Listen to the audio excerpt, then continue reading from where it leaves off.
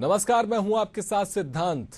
लोकसभा चुनाव के दूसरे चरण के मतदान के बाद अब तीसरे चरण के लिए सियासी दलों की जोर आजमाइश तेज हो गई है। सियासी बयानबाजियों ने चुनावी पारा हाई कर दिया है। इन्हीं सबको संजोकर हम आपके लिए लेकर हाजिर हैं एक खास कार्यक्रम दंगल 2024, जिसमें हम आपको दिखाएंगे लोकसभा चुनाव से जुड़े हर अपडेट। चुनावी रैलियों ने कहां बढ़ाया सियासी पारा, किस बयान पर हो रही नोकझोंक, राजनेताओं को लेकर क्या है जनता की राय। आपसे अगले आधे घंटे में सियासत से जुड़ी खबर का देखिए पूरा अपडेट। तो आइए बुलेटिन की शुरुआत करते हैं। महाराष्ट्र के चुनावी रण में उतरे पीएम मोदी, सतारा में चुनावी सभा को किया संबोधित। फर्जी वीडियो मामले में ईसी से की कार्रवाई की मांग। कर्नाटक के बागलकोट में पीएम मोदी ने चुनावी जनसभा को किया संबोधित। बोले कांग्रेस ने कर्नाटक को भी अपनी लूट का एटीएम बना लिया। बेगूसराय में विपक्ष पर बरसे गृह मंत्री अमित शाह। बोले देश को मजबूर नहीं, मजबूत प्रधानमंत्री चाहिए। लालू यादव तो राम मंदिर का काम अटका रहे थे।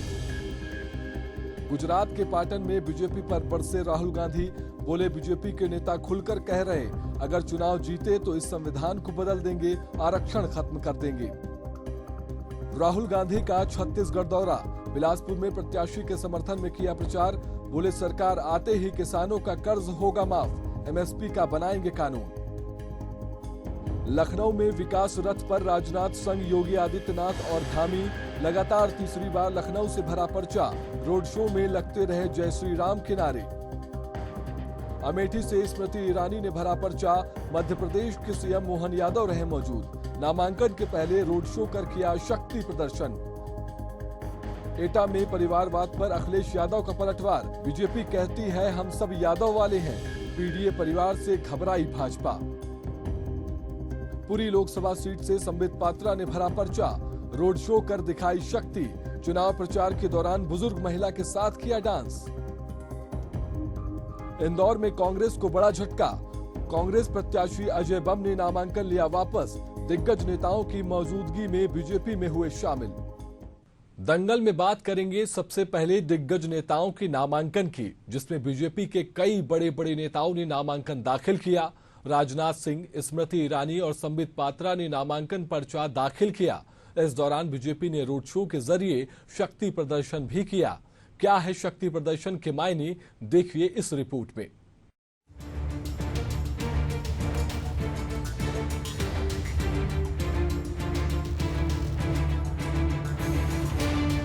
देश भर में लोकसभा चुनाव के लिए 2 चरणों में मतदान हो चुका है, तो तीसरे चरण के लिए प्रचार तेज हो गया है। वहीं 5वें चरण के लिए भी नामांकन प्रक्रिया भी तेज हो गई है। आज देश के कई दिग्गजों ने अपने अपने लोकसभा क्षेत्र में नामांकन दाखिल किया।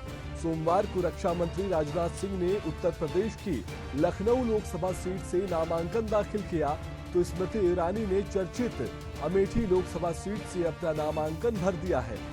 बीजेपी नेताओं ने अपना नामांकन दाखिल करने से पहले शक्ति प्रदर्शन के तौर पर रोड शो भी किया। सबसे पहले बात राजनाथ सिंह की। लोकसभा चुनाव के लिए बीजेपी नेता और केंद्रीय रक्षा मंत्री राजनाथ सिंह ने लखनऊ से अपना नामांकन दाखिल किया। इस दौरान राजनाथ सिंह के उत्तर प्रदेश के मुख्यमंत्री Yogi Adityanath, deputy CM Brajesh Pathak, deputy CM Keshav Prasad Maurya और उत्तराखंड के सीएम पुष्कर सिंह धामी मौजूद थे। नामांकन दाखिल करने के लिए जाते वक्त उन्होंने शक्ति प्रदर्शन के तौर पर रोड शो भी किया, जिसमें बड़ी संख्या में बीजेपी नेता और कार्यकर्ता मौजूद रहे। रोड शो के पहले उन्होंने शहर के हनुमान सेतु मंदिर में दर्शन पूजन भी किया। उन्होंने भगवान शिव पर जलाभिषेक किया और फिर हनुमान जी से आशीर्वाद प्राप्त कर रोड शो शुरू किया। रोड शो में उनके समर्थकों में जबरदस्त उत्साह नजर आया और वो जीत के लिए आश्वस्त भी दिखाई दिए। लखनऊ लोकसभा सीट भाजपा के लिए सुरक्षित सीट मानी जाती है। बीजेपी ने राजनाथ सिंह को लखनऊ सीट से तीसरी बार प्रत्याशी बनाया है। अगर वह जीतते हैं तो इस सीट पर जीत की हैट्रिक लगाने में कामयाब रहेंगे। लखनऊ में लोकसभा सीट पर 5वें चरण में 20 मई को वोटिंग होनी है। नामांकन के दौरान बीजेपी नेताओं ने विरोधियों पर जमकर निशाना साधा। और और जीत भी ऐतिहासिक होगी, क्योंकि माननीय राजनाथ सिंह जी ने लखनऊ को एक नए लखनऊ के रूप में यहाँ पर डेवलप किया है। यहाँ के फ्लाईओवर, यहाँ के ओवरब्रिज, यहाँ के मेट्रो स्टेशन, अनेक सड़कों का निर्माण, यहाँ पार्कों का निर्माण, तेज गति से लखनऊ आगे विकास की तरफ बढ़ा है। आज उसकी यहाँ पर पूरी झलक। विपक्ष कह रहा है कि भीड़ वोट बैंक नहीं होती है। आपका लखनऊ से पुराना नाता नहीं, देखिए ऐसा है कि पूरे देश के अंदर इस समय लहर है और 400 पार का जो नारा है वो पूरी तरह से साकार होगा और मोदी जी ऐतिहासिक मतों से पूरे देश से तीसरी बार देश के प्रधानमंत्री। अब बात करते हैं उत्तर प्रदेश की सबसे हाई प्रोफाइल सीट की। जी हां, हम बात कर रहे हैं यूपी की अमेठी लोकसभा सीट की। केंद्रीय मंत्री और अमेठी से बीजेपी उम्मीदवार स्मृति ईरानी ने आज अपना नामांकन पत्र दाखिल किया। नामांकन से पहले उन्होंने 2 किलोमीटर का रोड शो भी किया। खुली जीप में उनके साथ मध्य प्रदेश के मुख्यमंत्री मोहन यादव और उनके पति जुबिन ईरानी भी मौजूद रहे। इस दौरान उनका काफिला जैसे ही गौरीगंज कांग्रेस कार्यालय पहुंचा तो कांग्रेसियों ने विरोध कर दिया। इसके बाद भाजपा कार्यकर्ताओं और कांग्रेसियों में कहासुनी शुरू हो गई। देखते ही देखते मारपीट होने लगी। मौके पर मौजूद पुलिसकर्मियों ने किसी तरह से दोनों पक्षों को अलग किया। इससे पहले स्मृति ईरानी ने सुबह घर में पूजा पाठ किया। यहां से भाजपा कार्यालय पहुंची और शंखनाद के साथ रोड शो निकाला। रोड शो में स्मृति ईरानी पर लोगों ने जगह जगह फूल बरसाए। स्मृति ईरानी ने भी हाथ हिलाकर लोगों का अभिवादन किया। भाजपा कार्यकर्ता ढोल नगाड़ों पर डांस भी करते नजर आए। रास्ते में जगह जगह बुलडोजर लगाए गए, जिसके बाद उन्होंने कलेक्ट्रेट में तीसरी बार अमेठी लोकसभा से अपना नामांकन पत्र दाखिल किया। नामांकन के बाद स्मृति ईरानी ने कहा कि आज मध्य प्रदेश के मुख्यमंत्री मोहन यादव के सानिध्य में भाजपा प्रत्याशी के नाते अमेठी की सेवा में अपना नामांकन पत्र दाखिल किया है। इस क्षेत्र में प्रधानमंत्री ने जय घोष किया था कि हम बदलाव के लिए अपना प्रत्याशी दे रहे हैं। इन 5 वर्षों में हमें अमेठी लोकसभा में सेवा का मौका मिला। अमेठी की जनता के आशीर्वाद, समर्थकों के सहयोग से भरा माननीय प्रधानमंत्री जी को, माननीय मुख्यमंत्री जी को और विशेष अमित भाई को आभार व्यक्त करती हूं कि उन्होंने पुनः मुझे अमेठी लोकसभा क्षेत्र से प्रत्याशी बनाया। एक लापता सांसद के चलते इसी गौरीगंज में खाद की लाइन में खड़े किसानों की छातियों पर, पीठ पर लाठी पड़ते देखा इंडिया अलायंस का यशस्वी प्रधानमंत्री श्री नरेंद्र मोदी जी से प्रेरित भारतीय जनता पार्टी की प्रत्याशी के नाते ये वो क्षेत्र है जिसमें माननीय प्रधानमंत्री जी ने जय घोष किया था कि हम क्षेत्र में बदलाव की दृष्टि से अपना प्रत्याशी दे रहे हैं। इन 5 वर्षों में जो अमेठी को सेवा का मौका इस लोकसभा क्षेत्र में मिला, हमने 1,14,000 घर प्रधानमंत्री जी के दिशा निर्देश में बनते देखे। 4 लाख परिवारों को जीवन में पहली बार अमेठी में शौचालय मिला अपने घर में। 3,50,000 घरों में नल से जल आने लगा। 1.5 लाख परिवारों को जीवन में पहली बार विद्युत का कनेक्शन मिला। 4 लाख से ज्यादा किसानों को इस क्षेत्र में प्रधानमंत्री किसान सम्मान निधि से हम सबने सम्मानित होते देखा। ये वो अमेठी है जिसमें पहली बार अमेठी के इतिहास में किसानों के लिए खाद की रैक भी उतारी नरेंद्र मोदी सरकार ने। बता दें कि अमेठी में 5वें चरण में 20 मई को अमेठी में मतदान होगा। वहीं दूसरी ओर इस सीट से कांग्रेस नेता राहुल गांधी के चुनाव लड़ने की भी चर्चाएं जोरों पर है। हालांकि अभी कांग्रेस आलाकमान की ओर से अमेठी की सीट पर अपने प्रत्याशी को लेकर स्पष्ट जानकारी नहीं दी गई है। अब बात करते हैं संबित पात्रा की। ओडिशा की पुरी लोकसभा सीट से बीजेपी उम्मीदवार संबित पात्रा ने आज अपना नामांकन दाखिल किया। नामांकन दाखिल करने से पहले उन्होंने पुरी में रोड शो किया। नामांकन के बाद संबित पात्रा ने पुरी में चुनाव प्रचार किया। संबित पात्रा ने लोगों से संपर्क किया। पुरी में चुनाव प्रचार के दौरान संबित पात्रा ने एक बुजुर्ग महिला के साथ डांस भी किया, जिसका वीडियो जमकर वायरल हो रहा है। वीडियो में संबित पात्रा एक बुजुर्ग महिला के साथ झूमकर नाचते नजर आ रहे हैं। लाखों से तादाद में लोग आज मौजूद हैं। ये हमारा नॉमिनेशन चल रहा है। स्वाभाविक रूप से ये मेरे लिए नहीं, नरेंद्र मोदी जी के लिए प्यार है। लोग नरेंद्र मोदी जी के प्रति जो प्यार है, लोगों का नरेंद्र मोदी जी के प्रति जो आस्था है, गरीब कल्याण योजना के प्रति जो सम्मान है, उस सम्मान को आज लोग लाखों की तादाद में पुरी में आकर के दर्शा रहे हैं। पुरी में भी इस बार भाजपा की जीत होगी और उड़ीसा में भी इस बार भाजपा की जीत। चुनाव प्रचार के दौरान ढोल बज रहा है, जिसमें पात्रा महिला के साथ ठुमके लगाते हुए नजर आ रहे हैं। कांग्रेस ने इस सीट से सुचिता मोहंती को चुनावी मैदान में उतारा है। पुरी लोकसभा सीट पर छठे चरण में 25 मई को वोटिंग होगी। बीजेपी नेताओं के नामांकन के बाद अब बात उस खबर की जिसने मध्य प्रदेश के सियासी गलियारों में खूब सुर्खियां बटोरी। इंदौर सीट पर कांग्रेस प्रत्याशी ने न सिर्फ अपना नामांकन वापस ले लिया है, बल्कि कांग्रेस का हाथ छोड़कर बीजेपी में भी शामिल हो गए हैं। क्या बीजेपी यहां भी सूरत सीट की तरह निर्विरोध जीत सकती है? क्या कहता है सियासी समीकरण? देखिए ये रिपोर्ट।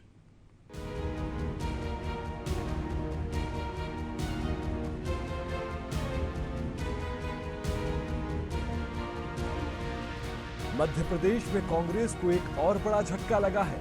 इंदौर लोकसभा सीट से उम्मीदवार अक्षय कांति बम ने 29 अप्रैल को नामांकन वापस ले लिया। इसके साथ ही उन्होंने कांग्रेस का हाथ छोड़कर बीजेपी का दामन थाम लिया है। कलेक्टर कार्यालय में जाकर बीजेपी के उम्मीदवार शंकर लालवानी के सामने उन्होंने अपना पर्चा वापस लिया था। इस दौरान बीजेपी के नेता रमेश मेंदोला भी साथ थे। नामांकन वापस लेने के बाद से अक्षय कांति का फोन बंद आ रहा था। अक्षय कांति बम के बीजेपी में आने के पीछे वरिष्ठ नेता कैलाश विजयवर्गीय की अहम भूमिका मानी जाती है। इंदौर कैलाश विजयवर्गीय का गढ़ माना जाता है। विजयवर्गीय इंदौर से विधायक है। उन्होंने सोशल मीडिया एक्स पर अक्षय कांति बम की तस्वीर के साथ लिखा, इंदौर में कांग्रेस के लोकसभा प्रत्याशी अक्षय कांति बम जी का माननीय प्रधानमंत्री नरेंद्र मोदी, राष्ट्रीय अध्यक्ष जेपी नड्डा, मुख्यमंत्री मोहन यादव और प्रदेश अध्यक्ष वीडी शर्मा के नेतृत्व में बीजेपी में स्वागत है। 4 दिन पहले 25 अप्रैल को अक्षय कांति बम समेत कुछ और लोगों पर 17 साल पुराने हत्या के प्रयास मामले को बढ़ाया गया। इस मामले में अगली सुनवाई 10 मई को है। अक्षय कांति बम पर 3 अलग अलग केस चल रहे हैं। उनके खिलाफ 17 साल पुराना एक मामला फिर चर्चा में आया है, जिसमें उनके खिलाफ धारा 307 हत्या का प्रयास बढ़ा दी गई थी, जिसके बाद अब अक्षय कांति बम ने बतौर कांग्रेस प्रत्याशी अपना नामांकन वापस ले लिया, यानी अब वह लोकसभा चुनाव नहीं लड़ेंगे। कांति बम के नामांकन वापस लेने के बाद बीजेपी के सांसद शंकर लालवानी के सामने कोई खास चुनौती नहीं है। हालांकि अब कांग्रेस का अगला कदम क्या होगा, इसको लेकर तस्वीर साफ नहीं हुई है। सूत्रों के मुताबिक मंत्री विजयवर्गीय ने हाईकमान को भरोसे में लेकर एक होटल में इसकी प्लानिंग की। अक्षय ने नाम वापसी पर अनहोनी की आशंका जताई, कहा कांग्रेस बवाल कर देगी। इसके बाद प्लान में भाजपा विधायक रमेश मेंदोला की भी एंट्री कराई गई। अक्षय को फॉर्म वापस लेने भी मेंदोला के साथ भेजा। विजयवर्गीय खुद बाहर डटे रहे। फिलहाल अक्षय कांति बम के घर की सुरक्षा बढ़ा दी गई है। कांग्रेस के देश के अंदर, प्रदेश के अंदर इतने बदतर हालतें हैं कि कांग्रेस के प्रदेश अध्यक्ष के घर में जो बहुत ज्ञान बांटने का काम कर रहे हैं, उनका कांग्रेस का प्रत्याशी ही अपना नामांकन वापस ले लेता है। ये कांग्रेस के इस प्रकार के हालात देश के अंदर, प्रदेश के अंदर बने हैं। और मैंने जो सुना है कि उन्होंने कहा कि मैं प्रधानमंत्री मोदी जी के नेतृत्व में आज विश्वास व्यक्त करता हूं, तो ये कांग्रेस के हालात हैं। ये मुझे इस बात का और भी आनंद आ रहा है कि मध्य प्रदेश में जिस जगह से कांग्रेस के प्रत्याशी ने फॉर्म वापस लिया है, वही नगर कांग्रेस के प्रदेश अध्यक्ष का नगर भी है। मुझे ये बताते हुए थोड़ा आनंद भी आ रहा है इस नाते से भी कि समाजवादी और कांग्रेस ने मध्य प्रदेश में एक दूसरे से गठबंधन किया था। आपकी जानकारी के लिए, पहले समाजवादी पार्टी ने खजुराहो में अपना प्रत्याशी वापस लिया, अब कांग्रेस का प्रत्याशी वापस हो रहा है। इसका मतलब आप समझ सकते हैं कि पूरा प्रदेश मोदीमय हुआ है और कांग्रेस को और समाजवादी पार्टी दोनों को मध्य प्रदेश में इस बात के लिए पुनर्विचार करना चाहिए कि वो अपने दल को आगे किस रूप में बढ़ाए। देखिए, इंदौर के कांग्रेस के अधिकृत प्रत्याशी अक्षय कांति बम ने आज कांग्रेस से किनारा करके मोदी जी की गारंटी पर विश्वास जताया है। ऐसे में डॉक्टर मोहन यादव जी, हमारे प्रदेश अध्यक्ष विष्णुदत्त शर्मा जी और सभी सामूहिक नेतृत्व के समक्ष उन्होंने जो भारतीय जनता पार्टी का विश्वास जताया है उसके लिए उनका बहुत स्वागत है। 29 लोकसभा में से अब 2 लोकसभा ऐसी हो गई हैं जहां पर कांग्रेस का कोई प्रत्याशी नहीं है, तो इससे ज्यादा दुर्गति राहुल गांधी और जीतू पटवारी के नेतृत्व में कांग्रेस की क्या होगी, ये देखने वाली बात है। मध्य प्रदेश में बड़े उलटफेर पर नेताओं की भी अलग अलग प्रतिक्रिया सामने आ रही है। पूर्व मुख्यमंत्री शिवराज सिंह चौहान ने कहा कि कांग्रेस नेताओं का विश्वास मोदी जी और बीजेपी पर है। कांग्रेस उम्मीदवार का भरोसा अब उनकी पार्टी में नहीं है। कांग्रेस के उम्मीदवार अब पार्टी में नहीं रहना चाहते हैं। कांग्रेस देश को विनाश की तरफ ले जा रही है। कांग्रेस के सीनियर नेता विवेक तनखा ने सोशल मीडिया प्लेटफॉर्म एक्स पर लिखा, अक्षय बम इंदौर से कांग्रेस प्रत्याशी का नामांकन वापस करके बीजेपी क्या सिद्ध करना चाहती है कि वह विपक्षहीन प्रजातंत्र इस देश में चाहती है। विपक्ष मुक्त भारत सूरत और इंदौर के मतदाताओं के साथ घोर प्रजातांत्रिक अन्याय, चुनाव आयोग से हम क्या अपेक्षा कर सकते हैं। कांग्रेस के प्रदेश अध्यक्ष जीतू पटवारी ने कहा, अक्षय कांति बम पर 3 दिन पहले एक पुराने मामले में 307 की धारा बढ़वाई गई, डराया गया, धमकाया गया, रात भर यातना दी गई, अलग अलग प्रकार की। आज उसको साथ ले जाकर फॉर्म वापस निकलवा लिया गया। इंदौर वासियों, ये मैसेज है कि आपको वोट के अधिकार का इस्तेमाल नहीं करना है। मैं प्रार्थना करता हूं कि आपको अगर लोकतंत्र में विश्वास है तो इस तानाशाही के खिलाफ खड़ा होना पड़ेगा। इस अधिनायकवादी, षड्यंत्रकारी और एकाधिकार की प्रवृत्ति वाली पार्टी बीजेपी से हमारा संघर्ष है। हमको और भी ऐसी घटनाएं अभी देखना है, लेकिन कांग्रेस का संघर्ष जारी रहेगा और हम पूरी शक्ति और क्षमताओं के साथ जो प्रतिपक्ष की भूमिका है उसका निर्वहन करेंगे। थोड़े बहुत और ये आस्तीन के सांप बचे हैं, ये निकल जाए तो पूरा विश्व पार्टी का बाहर चला जाएगा। मध्य प्रदेश में चुनाव से एक वक्त पहले कांग्रेस के साथ ये बड़ा खेला हुआ है। शायद बीजेपी इंदौर से सूरत की तरह क्लीन स्वीप के प्लान पर काम कर रही है। कांग्रेस के बाद बचे हुए सभी अन्य उम्मीदवारों की भी नाम वापसी हो सकती है। अगर ऐसा हुआ तो सूरत के बाद इंदौर दूसरी ऐसी सीट होगी जहां भाजपा निर्विरोध जीत सकती है। दूसरा विकल्प कांग्रेस खजुराहो सीट की तरह किसी निर्दलीय या छोटे दल के प्रत्याशी का समर्थन कर सकती है। इसके लिए प्रदेश अध्यक्ष जीतू पटवारी सक्रिय हो गए हैं। इंदौर में कुल 23 उम्मीदवार थे। सोमवार दोपहर 1 बजे तक अक्षय कांति बम समेत 3 प्रत्याशियों ने नाम वापस ले लिए। अब यहां भाजपा प्रत्याशी शंकर लालवानी के अलावा 19 प्रत्याशी मैदान में बचे हैं। दंगल में अब बात करते हैं छत्तीसगढ़ की, जहां 7 मई को बची हुई लोकसभा सीटों पर मतदान होने जा रहे हैं, जिसके लिए राजनेताओं की चुनावी सभाएं जारी हैं। इसी कड़ी में बिलासपुर में कांग्रेस प्रत्याशी के पक्ष में राहुल गांधी ने चुनावी सभा की। इस दौरान राहुल गांधी ने बीजेपी और पीएम मोदी पर जमकर हमला भी किया। क्या है बिलासपुर सीट का सियासी समीकरण, देखिए इस रिपोर्ट में। छत्तीसगढ़ की बिलासपुर लोकसभा सीट पर आगामी 7 मई को मतदान होना है। चुनाव में जीत के लिए बीजेपी कांग्रेस के दिग्गज नेता चुनावी प्रचार में कूद गए हैं। इसी कड़ी में बिलासपुर लोकसभा में राहुल गांधी ने देवेंद्र यादव के पक्ष में प्रचार किया। इस दौरान उन्होंने कहा कि हम आरक्षण में लगे 50% के कैप को हटा देंगे, हम इससे ज्यादा का आरक्षण देंगे। उन्होंने किसानों से कहा कि हमारी सरकार आते ही सभी का कर्ज माफ कर देगी और एमएसपी का कानून भी कांग्रेस लेकर आएगी। राहुल गांधी ने बीजेपी और पीएम मोदी पर भी जमकर निशाना साधा। उन्होंने कहा कि भाजपा के लोग आपको वनवासी कहते हैं। ये कहते हैं कि आपके जल, जंगल, जमीन चले जाएं और आप दूसरी जगहों पर जाकर भीख मांगो। दलितों को संविधान ने अधिकार दिया इसके बिना कुछ नहीं बचने वाला है। आरक्षण से देश के दलितों, पिछड़ों, आदिवासियों को भागीदारी मिलनी चाहिए। ये कहते हैं कि ये आरक्षण के खिलाफ नहीं है, लेकिन ये पब्लिक सेक्टर यूनिट को प्राइवेट करते हैं तो आरक्षण को खत्म करते हैं। जब ठेकेदारी प्रथा को बढ़ाते हैं तो आरक्षण को खत्म करते हैं। जब ये अग्निवीर योजना लाते हैं तो आरक्षण को खत्म करते हैं। देखिए, पहले नरेंद्र मोदी कह रहे थे 400 पार, सुना होगा। अब बोल रहे हैं 400 पार, अब 150 पार नहीं बोल रहे हैं, क्योंकि और बयान आ रहे हैं कि नहीं, हम कॉन्स्टिट्यूशन के खिलाफ नहीं हैं, हम रिजर्वेशन के खिलाफ नहीं हैं, हम लोकतंत्र के खिलाफ नहीं हैं। क्यों? क्योंकि उनको मालूम पड़ गया है कि देश की जनता को बात, असली बात,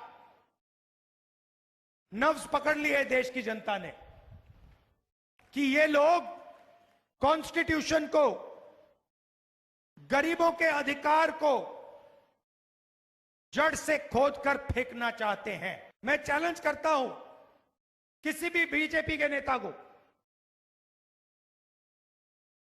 कि वो कह दे कि हम पब्लिक सेक्टर यूनिट को प्राइवेटाइज नहीं करेंगे, कि वो कह दे कि हम ठेकेदारी प्रथा को बंद कर देंगे, वो कह दे कि हम किसानों का कर्जा माफ कर देंगे। ये कर ही नहीं सकते ये लोग, क्योंकि इनकी विचारधारा अंबेडकर जी की, नेहरू जी की, गांधी जी की नहीं है। इनकी विचारधारा चुने हुए लोगों की मदद करने की है। इनकी विचारधारा अदानी और अंबानी जैसे लोगों को हिंदुस्तान का पूरा धन, जमीन, जंगल, जल देने की है। अब क्या हुआ? अब हिंदुस्तान की जनता को यह बात समझ आ गई। पता लग रहा है चुनाव में कि हर दलित को, हर पिछड़े को, हर आदिवासी को यह बात समझ आ गई है कि ये बीजेपी के लोग, नरेंद्र मोदी संविधान को खत्म करने में लगे हैं। पहले हम कहते थे, कांग्रेस पार्टी कहती थी ये संविधान के लिए हम लड़े थे, अंग्रेजों से हम लड़े थे, हम इस किताब को बहुत अच्छी तरह समझते हैं। पहले हम कहते थे तो शायद आप लोग मानते नहीं थे, आप लोग कहते थे नहीं, मगर इस चुनाव में सारे लोगों को पता लग गया है कि आक्रमण लोकतंत्र पे है, आक्रमण संविधान पे है, आक्रमण रिजर्वेशन पे है, आक्रमण पब्लिक सेक्टर पे है। सारे लोगों को यह पता लग गया है। और अब यह चुनाव लोकतंत्र को बचाने का, रिजर्वेशन को बचाने का और कॉन्स्टिट्यूशन और गरीबों के अधिकार को बचाने का चुनाव हो गया है। ये कहते हैं कि हम रिजर्वेशन के खिलाफ नहीं हैं। रिजर्वेशन एक सोच है। रिजर्वेशन का मतलब हिंदुस्तान के पिछड़ों को, दलितों को, आदिवासियों को देश में भागीदारी मिलनी चाहिए।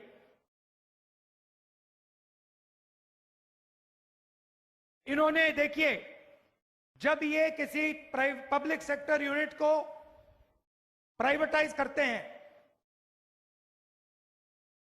तो ये रिजर्वेशन को खत्म करते हैं। जब ये ठेकेदारी प्रथा लागू करते हैं तो ये रिजर्वेशन को खत्म करते हैं। जब ये अग्निवीर जैसी योजना लाते हैं तो ये रिजर्वेशन को खत्म कर रहे हैं। पब्लिक सेक्टर में दलितों को, आदिवासियों को, पिछड़ों को जगह मिलती थी।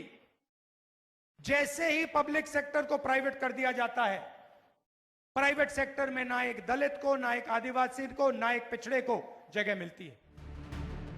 बिलासपुर लोकसभा सीट 1952 में पहली बार अस्तित्व में आई थी। इस सीट में पहले कई सालों तक यहां कांग्रेस का दबदबा रहा, फिर बाद में जाकर यह सीट बीजेपी के गढ़ के रूप में अपनी पहचान बना ली। 1996 से 2019 तक इस सीट पर बीजेपी ने जीत का परचम लहराया। 1996 से 2004 तक पन्नू लाल मोहले यहां से सांसद रहे। 2009 में बीजेपी के दिग्गज नेता दिलीप सिंह जुदेव यहां से चुनाव लड़े। 2009 के लोकसभा चुनाव में उन्होंने कांग्रेस की डॉक्टर रेणु जोगी को हराया और करारी शिकस्त भी दी। ये उस वक्त काफी हाई प्रोफाइल मुकाबले के तौर पर इसे देखा गया था। इस बार यहां से भाजपा ने जहां पूर्व विधायक तोखन साहू को और कांग्रेस ने भिलाई विधायक देवेंद्र यादव को मैदान में उतारा है। दोनों नेता सत्ता के इस संग्राम में पूरी ताकत के साथ दम ठोक रहे हैं। बिलासपुर शहर की पहचान एक रेलवे के बड़े हब के रूप में है। भारतीय रेलवे को सर्वाधिक आय देने वाला रेलवे जोन भी यही है। हालांकि जिस अनुपात में इस जोन से रेलवे को राजस्व मिलता है, उस अनुपात में जोन का विकास नहीं हो पाया है। इसकी फीस यहाँ के लोगों को रही है। इस बार इसे और ज्यादा सुविधा देने की बात होती है। इसके अलावा प्रदेश का दूसरा बड़ा शहर स्वास्थ्य सुविधाओं के मामले में अभी भी पिछड़ा हुआ सीमित संसाधन वाला है। हर बार चुनाव में इसे विकसित करने का सपना दिखाया जाता है, लेकिन इसकी बदहाली दूर होती नजर नहीं आती। दूसरे मुद्दों की बात करें तो रोजगार एक बड़ा मुद्दा है। बिलासपुर पिछले कुछ वर्षों से प्रतियोगी परीक्षाओं में जुड़े छात्रों और कोचिंग सेंटर्स का भी ठिकाना है। ऐसे में युवाओं को ज्यादा से ज्यादा रोजगार एक बड़ा मुद्दा है। शहर हवाई सेवा से जुड़ तो गया, लेकिन अभी भी इस दिशा में विस्तार की बहुत ज्यादा गुंजाइश है। इसको लेकर लगातार मांगे भी रही हैं। ये शहरी मतदाताओं के बीच मुद्दा हो सकता है। 2019 में इस सीट पर बीजेपी प्रत्याशी अरुण साव को जीत हासिल हुई थी और उन्हें इस चुनाव में अरुण साव को लोकसभा सीट में मौजूद कुल मतदाताओं में से 33.81% का समर्थन प्राप्त हुआ था। कांग्रेस के अटल श्रीवास्तव दूसरे स्थान पर रहे थे। इस तरह 2019 में साव ने 1,41,763 वोटों से कांग्रेस प्रत्याशी अटल श्रीवास्तव को हराया था। इस बार बिलासपुर लोकसभा सीट पर करीब 18,11,606 वोटर्स हैं। इनमें से 9,21,521 पुरुष मतदाता हैं, जबकि 8,89,970 महिला वोटर्स हैं। देखने वाली बात होगी कि इस बार बिलासपुर की बिसात में कौन किस पर भारी पड़ता है। Bureau report, Asian news.